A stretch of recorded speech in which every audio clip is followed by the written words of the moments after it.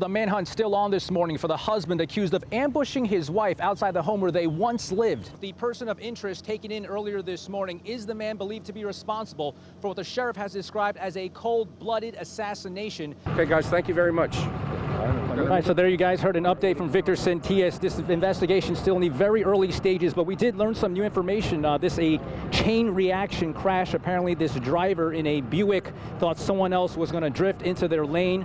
They jerk the wheel and then collide with the bus. The bus driver tries to correct but overcorrects, and that's what sent that bus plummeting over the freeway. Literally explosive allegations. A Homeland Security agent testifying Omar Al-Hardan wanted to blow up 2 Houston malls, the Galleria and Sharpstown. In a world suddenly plentiful with oil, drivers continue to enjoy historically low prices while gas giants struggle to adapt. A number of companies have released its earning reports. None of it looks any good. If you want to see some fancy handles, maybe that's the place to go. I'll tell you what, though, no one's really here to see me. They're here to see the best dunker in the world.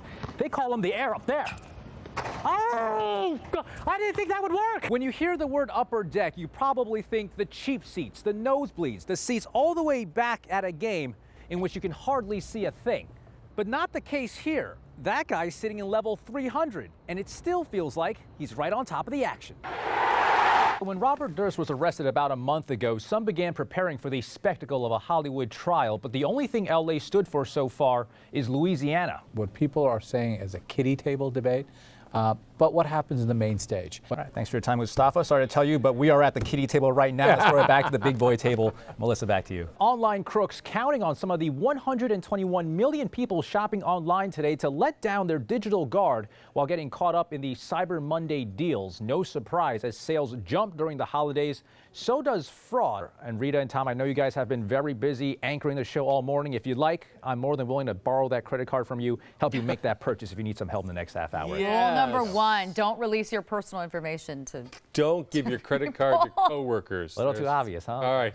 Let's say you're coming to get breakfast at this Chick-fil-A, right? You're driving up through the drive-thru, maybe you're going to Wendy's, or perhaps you're headed to the Home Depot or Super Target, and one of the first things you see is a Coast Guard chopper forced to land here because of a pelican that it hit. You see the hoist there, that's where the damage is. I'm surfing in the sky, How did I progress so quickly? How did I learn it all so quick?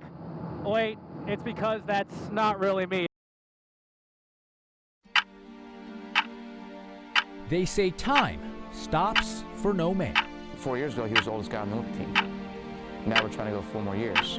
I know this is probably my last shot. For 29-year-old Jonathan Horton, time is ticking.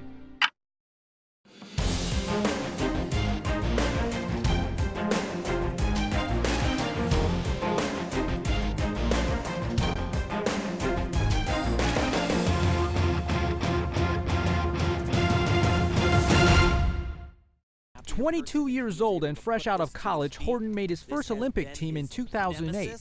Triple twisting double layout. Bam! 4 years after taking bronze and silver in Beijing, he captained the 2012 team that finished a disappointing 5th.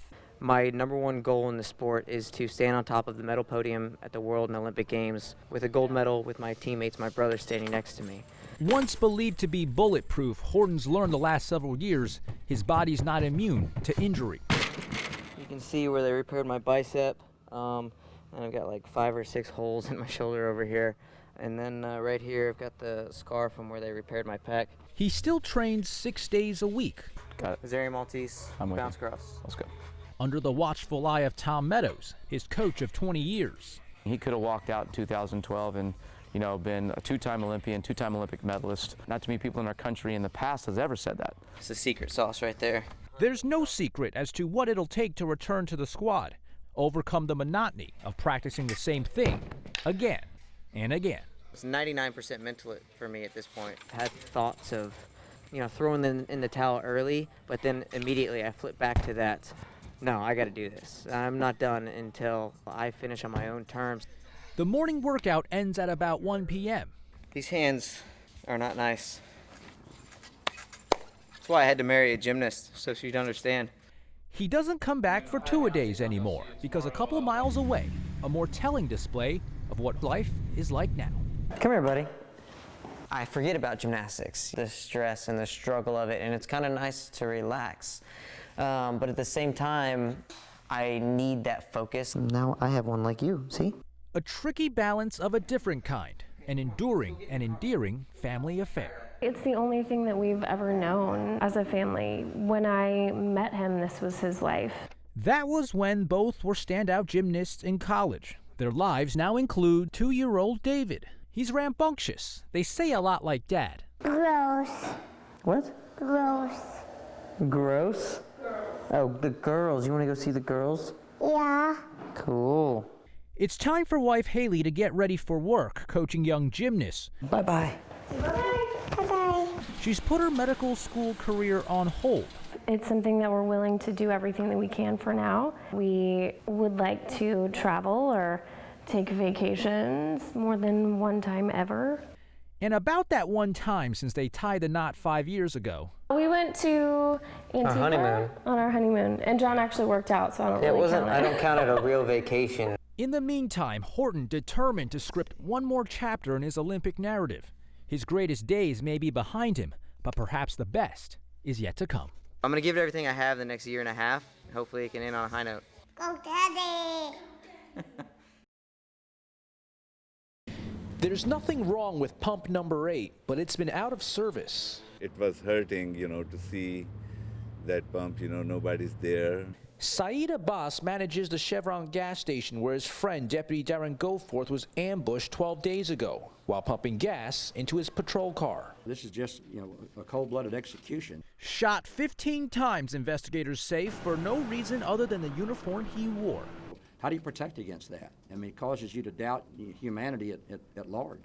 The very next day, a mass showing of support. The site where his life was so callously taken transformed into a memorial. It definitely brought a tear to my eye, and I'm really glad that the community is coming together so well. It's got to stop. It's not about color. It's not about race. It's about human beings. We need to be sticking together here. Earlier this week, they came by the thousands for the final goodbye. Friends offered a portrait of a man as hardworking as he was humble, someone whose family always came first. They had purchased Captain America shirts for Darren's son Ryan and for Darren to wear together, and they never got to wear that shirt. But today, Ryan has on his Captain America shirt, and underneath his uniform, so does Darren. Tears flowed inside 2nd Baptist as it did at the corner station. They listened to the service feet away from where he was shot down, while citizens formed a giant circle around them. It was phenomenal. I had to get up and leave. It was that touching. Hugs and handshakes not only healing wounds, for some deputies restoring their faith in the relationship between law enforcement and the people they serve. I was on the brink of believing that no one appreciated us. They only want us when they're in need, but if they don't need us, they don't want us. They don't care about us. I was proven very wrong, in this last week. He's going to bring the love back to the police departments all over the world, not just here in Texas. Today, the memorial has moved about 50 feet. The pump will no longer be out of order. It's an honor, it's a lifetime achievement, actually, that I will be the first one to touch the pump he touched last. We watched as Goforth's friend and the first deputy on scene, Salib Dhaliwal, placed the pump over the same place where he holds his fallen brother. Felt like I just shook hands with him. It did. And I will never forget this in my life.